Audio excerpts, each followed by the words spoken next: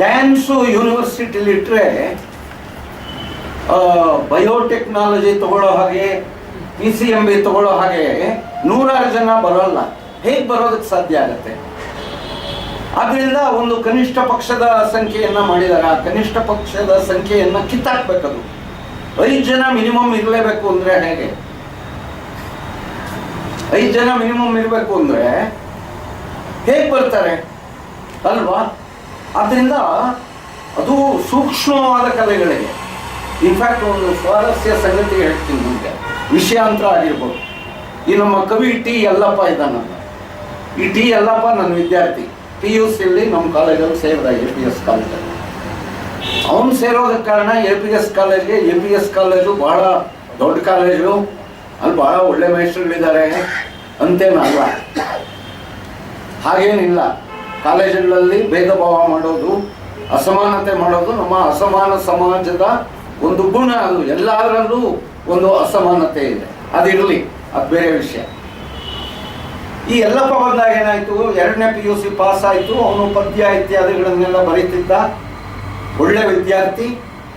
ಅವನು ಏನಾಯ್ತು, ನಾವು ಗೊತ್ತಿಲ್ಲ, ಒಂದಿನ ಕೇಳಿದೆ, ಏನಯ್ಯ BA ಸೇರ್ಕೊಂಡೆ ಸರ್, ರಮಾ ಮೇಡಮ್ನು ಸಂಸ್ಕೃತಕ್ಕೆ ಸೇರಿಸ್ಬಿಟ್ರು, HEM ತಗೊಂಡ್ಬಿಟ್ಟಿದ್ದೀನಿ. HEM ಅಂದರೆ ಹಿಸ್ಟ್ರಿ, ಎಕನಾಮಿಕ್ಸ್, ಮ್ಯೂಸಿಕ್. ಈ ರಮಾ ಮೇಡಮ್ ಏನಪ್ಪ ಅಂದರೆ 5 ಜನ ಇಲ್ಲದೆ ಹೋದರೆ ನಮ್ಮ ಮ್ಯಾನೇಜ್ಮೆಂಟ್ ಹೆದರ್ಸೋರು, ಪ್ರಿನ್ಸಿಪಾಲ್ಗಳೇ ಹೆದರ್ಸೋರು.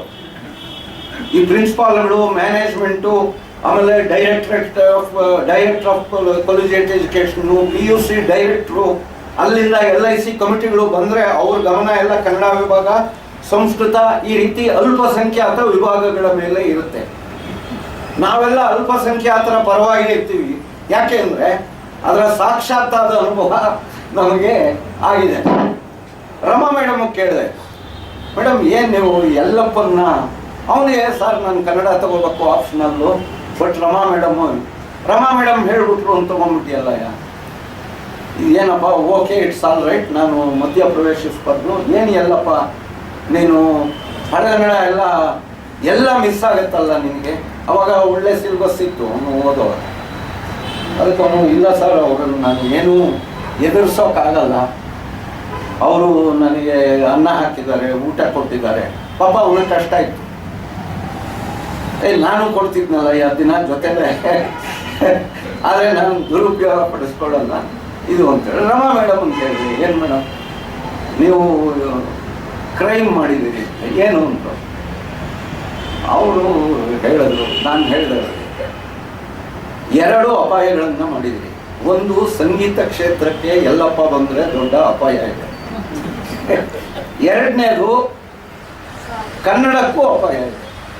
ಸರ್ ಏನು ಮಾಡೋಣ, ಅವನನ್ನು ಕನ್ನಡಕ್ಕೆ ಕಳಿಸ್ಕೊಟ್ರೆ ಕನ್ನಡಕ್ಕೂ ಒಳ್ಳೆಯದಾಗತ್ತೆ, ಅದಕ್ಕಿಂತ ಇದಕ್ಕೆ ಸಂಗೀತ ಕ್ಷೇತ್ರಕ್ಕೆ ಒಳ್ಳೆಯದಾಗತ್ತೆ ಅಂತ ಹೇಳಿ ತಮಾಷೆಯಾಗಿ ಹೇಳಿದೆ. ಅವನ ಗಂಟ್ಲು ನನ್ನ ಗಂಟ್ಲು ಥರ.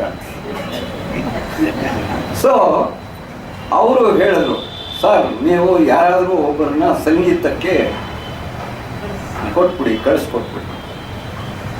ನಾನು ಯಲ್ಲಪ್ಪನ ಬಿಟ್ಕೊಡ್ತೀನಿ. ನಾನು ಏನು ಮಾಡೋದು, ನನ್ನ ತಮ್ಮನ ಮಗಳೇ ಇತ್ತು, ವಿಜಯ ಕಾಲೇಜಲ್ಲಿ ಸೇರಿಸ್ಬಿಟ್ಟಿದ್ದೆ, ಚೆನ್ನಾಗಿ ಹಾಡ್ತಾಳು. ಇವತ್ತು ಸಭೆಗಳೆಲ್ಲ ಕೊಟ್ಟು ವಿಜಯ ಕಾಲೇಜಲ್ಲಿ ಸೇರಿಸ್ಬಿಟ್ಟು ಅವ್ರು ಯಾರಿಗೂ APS ಕಾಲೇಜ್ ಬಗ್ಗೆ ಒಂದು ವಿಶ್ವಾಸ ಇರಲಿಲ್ಲ. ಅದು ಯಾಕೆ ಆ ರೀತಿ ಇಟ್ಕೊಂಡಿದ್ದಾರೋ ನನಗೆ ಗೊತ್ತಿಲ್ಲ. ಒಳ್ಳೆ ಕಾಲೇಜ್ ನಾನು ಇದ್ದೆ ಅನ್ನೋ ಕಾರಣದಿಂದ ಅಲ್ಲ. ನಾನು MES ಕಾಲೇಜಲ್ಲಿ ಕೆಲಸ ಮಾಡಿದ್ದೀನಿ, ನ್ಯಾಷನಲ್ ಕಾಲೇಜಲ್ಲಿ ಕೆಲಸ ಮಾಡಿದ್ದೀನಿ, ಶೇಷಾದ್ರಿಪುರಂ ಕಾಲೇಜಲ್ಲಿ ಕೆಲಸ ಮಾಡಿದ್ದೀನಿ, ಯೂನಿವರ್ಸಿಟಿ ಒಳಗೆ ಪಾಠ ಮಾಡಿದ್ದೀನಿ. ಬಟ್ ನನಗೆ ತುಂಬ ಸಂತೋಷ ಆಗಿರೋದು APS ಕಾಲೇಜಿನ ವಿದ್ಯಾರ್ಥಿಗಳಿಗೆ ಪಾಠ ಮಾಡ್ತಾರೆ. ಅಲ್ಲಿ ಎಲ್ಲ ರೀತಿಯ ಜನ ಬರ್ತಾರೆ, ಇರಲಿ. ಆಮೇಲೆ ಅವಳಿಗೆ ನಾನು ಅಂದರೆ ಭಾಳ ಇಷ್ಟ, ನನ್ನ ತಮ್ಮನ ಮಗಳಿಗೆ. ಅವಳನ್ನು ಟ್ಯಾಪ್ ಮಾಡಿದೆ, ರಂಜು ನೀನೇನಾದ್ರು ಮಾಡಿ ಶ್ರೀರಂಜಿ ನೀನು ಹಠ ಹೇಳ್ಕೊಟ್ಟೆ. ಅವಳು, ಇಲ್ಲ ನಾನು ದೊಡ್ಡಪ್ಪ ಇರೋ ಕಡೆ ಸೇರಬೇಕು, ಇದು ಯಾವುದೋ ನನಗೆ ಹಿಸ್ಟ್ರಿ, ಎಕನಾಮಿಕ್ಸ್, ಪೊಲಿಟಿಕಲ್ ಸೈನ್ಸ್ ಬೇಡ, ದೊಡ್ಡಪ್ಪ ಕಾಲೇಜಲ್ಲಿ ಮ್ಯೂಸಿಕ್ ಇದೆ ಅಂತ ಹೇಳಿ ಹಠ ಹಿಡಿದು. ಸರಿ, ನಾನು ಹೇಳಿದೆ, ಏನಯ್ಯ ಮಕ್ಕಳಿಗೆ ಅವ್ರು ಏನು ಕೇಳ್ತಾರೋ ಅದರ ಪ್ರಕಾರ ನಾವು ಸಪೋರ್ಟ್ ಮಾಡಬೇಕು, ನೀನು ಸೇರಿಸು, ನಾನು ಇರ್ತೀನಿ, ಅವಳಿಗೇನು ಸಮಸ್ಯೆ ಏನಾಗಲ್ಲ ಅಂತ ಹೇಳಿದೆ.